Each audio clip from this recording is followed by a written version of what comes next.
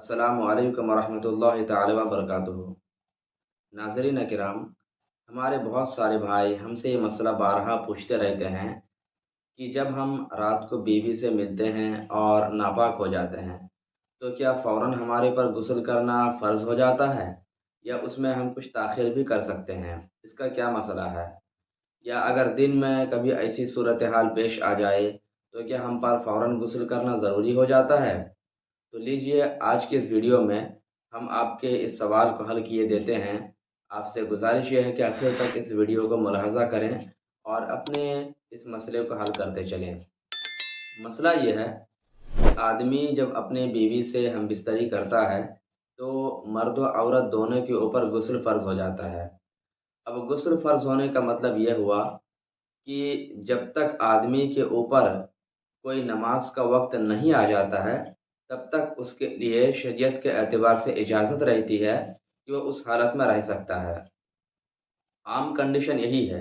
मिसाल के तौर पर रात को बीवी से हमबिस्तरी हुई, तो अब उसके लिए ज़रूरी नहीं है कि वो रात ही को गुस्ल करने के लिए पहुँच जाए, क्योंकि हो सकता है सर्दी का मौसम हो, आदमी की तबीयत भी ख़राब हो जाए।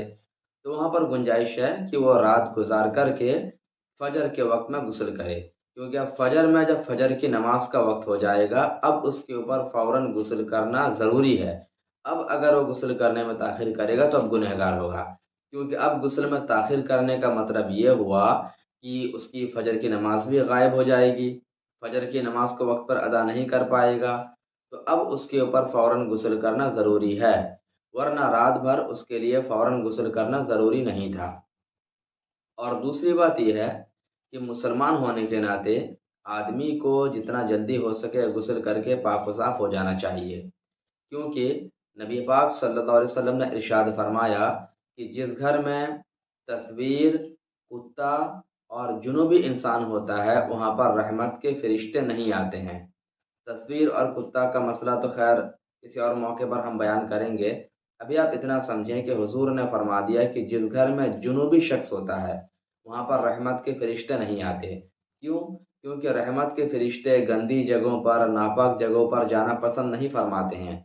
तो इस एतबार से मुसलमान को चाहिए कि जितना जल्दी हो सके गुस्ल करके पाक व साफ़ हो जाए, ताकि मुसलमान के घर में रहमत के फ़रिश्तों का नुज़ूल होता रहे। तो पता चला कि जितना जल्दी हो सके गुस्ल करके पाक हो जाना चाहिए।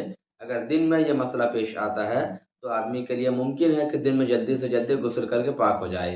लेकिन रात में अगर ऐसी सूरत हाल होती है, तो फ़जर की नमाज़ तक उसके पास एक वक़्त होता है कि वो ताख़ीर कर सकता है। लेकिन जैसे ही फ़जर की नमाज़ का वक़्त उसके सामने आ जाए, उसे चाहिए कि फ़ौरन गुस्ल कर ले, ताकि फ़जर की नमाज़ को वक़्त पर अदा कर सके।